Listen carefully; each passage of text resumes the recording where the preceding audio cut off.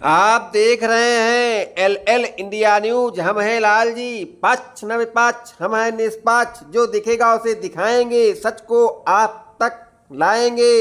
L India news की सच्ची अच्छी खबरें देखने के लिए एल इंडिया न्यूज को सब्सक्राइब जरूर करें। योगी बाबा हमारे भोले हैं, कुछ नहीं बोले हैं। अखिलेश जी की चिंता सता रही है। कहीं ईडी का डर है तो कहीं डंडे का डर है, कहीं जनता का डर है तो कहीं हार का डर है। लेकिन शेर जैसी दहाड़ दहाड़ रहे हैं, खरगोश वाली दौड़ दौड़ रहे हैं। देखना अब है कहां तक कामयाबी मिलती है। आगे दिखा रहे हैं अखिलेश जी के बयान। जो सरकार में रहता है वो इन संस्थाओं का इस्तेमाल करता है। पहले कभी इस्तेमाल हुए होंगी ये संस्थाएं। आज भारतीय जनता पार्टी की सरकार है, लेकिन भारतीय जनता पार्टी ने सब सीमाएं लागू की। वो केवल अपने वोट के लिए, दूसरे लोगों को अपमानित करने के लिए ईडी, सीबीआई, इनकम टैक्स का सहारा ले रहे हैं। हमारी तो मांग ये होगी कि भारतीय जनता पार्टी अगर जीरो टॉलरेंस रखती है करप्शन के लिए, तो अपने नेताओं के, अपने विधायक, अपने लोगों का आकलन करें कि किन किन की संपत्ति बढ़ गई है, और जिन जिन की संपत्ति लगे कि ज्यादा बढ़ गई है तो उनके खिलाफ भी वही कार्रवाई होनी चाहिए जो विपक्ष के खिलाफ कार्रवाई कर रहे हैं। और मैंने कई मौकों पर कहा कि आज जमीनों का काम सबसे ज्यादा कोई कर रहा है तो भारतीय जनता पार्टी के लोग कर रहे हैं। कई शहरों में बड़े बड़े भूमाफिया पैदा किए हैं और भू माफियाओं का काम भारतीय जनता पार्टी स्वयं कर रही है।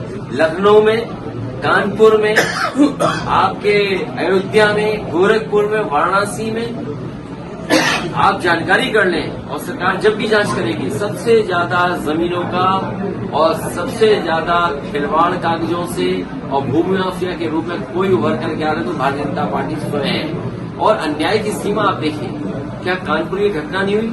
एक किसान की जमीन लिखवा ली, 6 करोड़ का चेक दे दिया, बाद में उस गरीब आदमी से चेक वापस दिया, चेक फाड़ दिया, उसे आत्महत्या करनी पड़ी।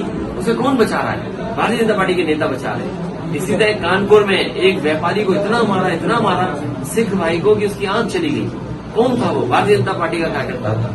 इसी तरह और जगह अगर आप देखोगे, सबसे ज्यादा अन्याय इनकी सरकार में हो रहा है। आज ही खबर पड़ी है कि कानपुर देहात में भी और कानपुर में 2 पक्ष में झगड़ा हुआ, 2 लोगों की जान चली गई केवल जमीन के विवाद। सरकार को ये देखना चाहिए कि जो जहां पर जमीन को लेकर के विवाद हो रहा है या विवाद से जान जा रही है, आखिरकार वो अधिकारियों को कितनी एप्लीकेशन दे चुके हैं। सर, जो हालात उत्तर प्रदेश में हैं, अन्याय चरम सीमा पर पहुंच गया है। महंगाई तो पहले से ही चरम सीमा पर थी, बेरोजगारी चरम सीमा पर पहले ही थी, और जिस उम्मीद से जनता ने भारतीय जनता पार्टी को दोबारा मौका दिया, आज जब जनता आकलन करती है तो सबसे ज्यादा दुख और तकलीफ इस सरकार में मिल रहा है।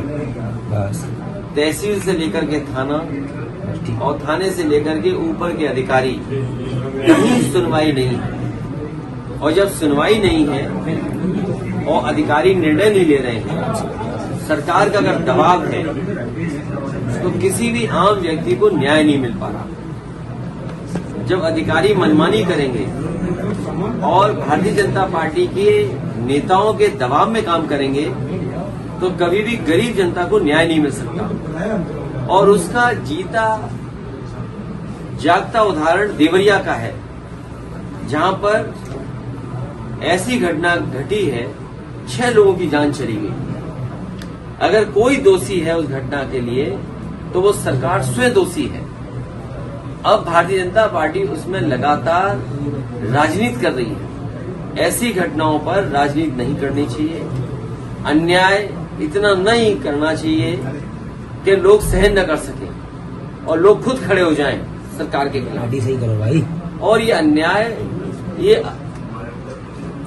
कहीं न कहीं सरकार के दबाव में ये अपराध हो रहा है। ये अन्याय नहीं बचा, अपराध हो रहा है।